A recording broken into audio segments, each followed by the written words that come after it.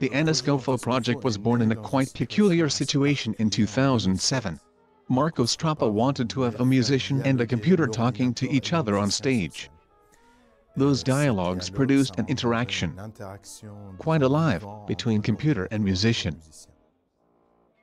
We realized that before getting into the creation stage of that new work, maybe we needed to study what already existed in the various music styles. And I actually remember very well, we started to perform very simple studies on existing works to see how the computer could understand Claude Delangle playing, and how we could use that understanding afterwards to create new dialectics between computer and musician. So Antescofo is based on two sections. Theirs is a listening unit, which means it is like an artificial ear that listens to what the musician is playing on stage in real time. There is a second unit that takes the result of that hearing, and it tries to react. On stage, the musician anticipates. If you look at a string quartet, for example, you often see that they are playing quite complex stuff together, and they manage to end simple sentences together. That's a rather incredible ability that humans possess, that we need to bring to computers, so that means our listening unit must be able to take into account, to detect, let's say, absolute and relative information. And it also has to anticipate.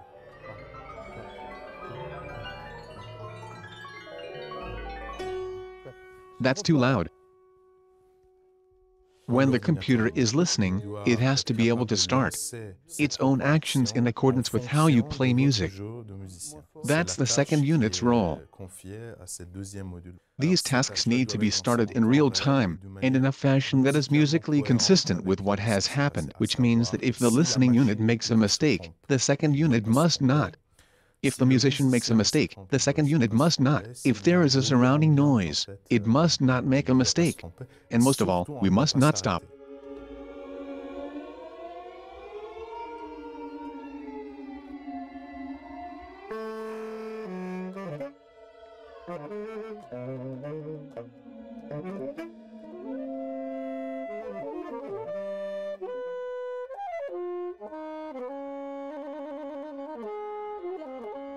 Now, when we started the Antescofo project, we realized that despite the richness we have, any musician is actually also able to express himself thanks to that richness, is able to read that kind of writing, whether it is jazz, or contemporary, or classical. That richness of the language is missing in informatics, in musical informatics.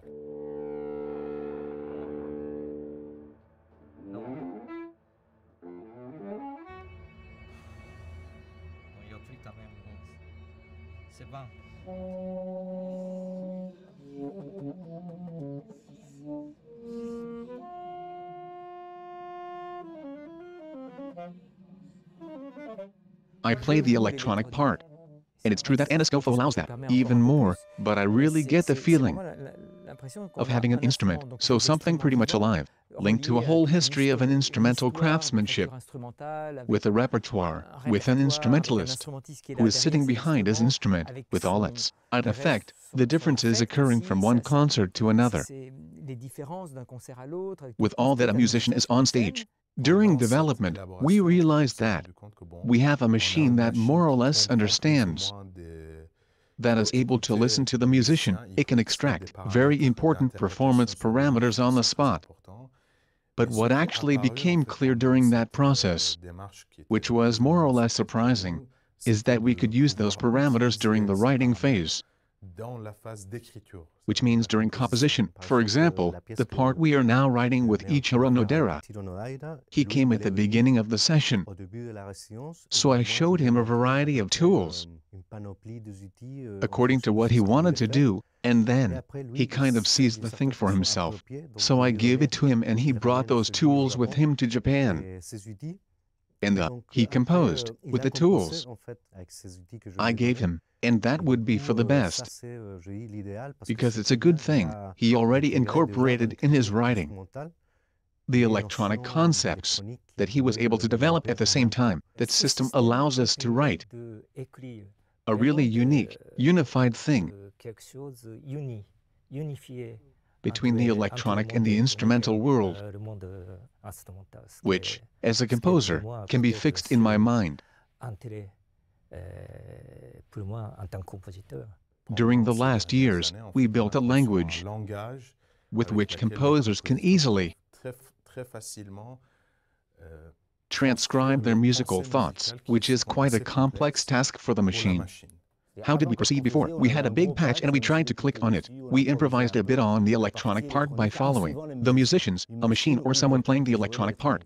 With Antescofo, all those actions which used to be improvised, and it did sound improvised to be honest, can be registered on a written score that we will be able to read when the technology has disappeared. When that technology will have disappeared anyway, and it's still written evidence.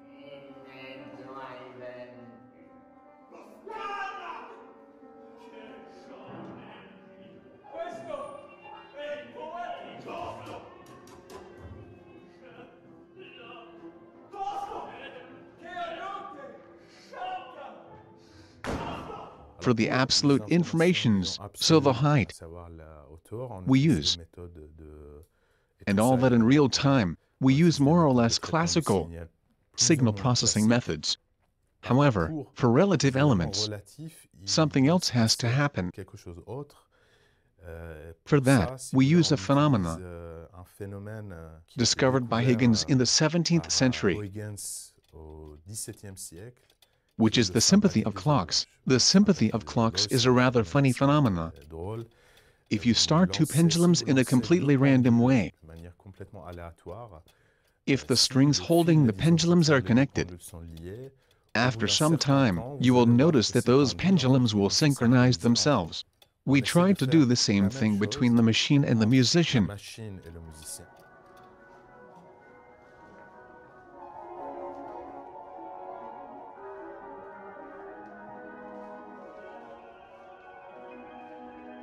We did something that became what it has become, and which will continue to evolve.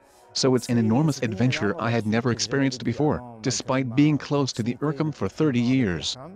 And I hope I will be able to enjoy it for the years and decades to come, to see where this baby will get us. When it will be in its teens, maybe even at full maturity.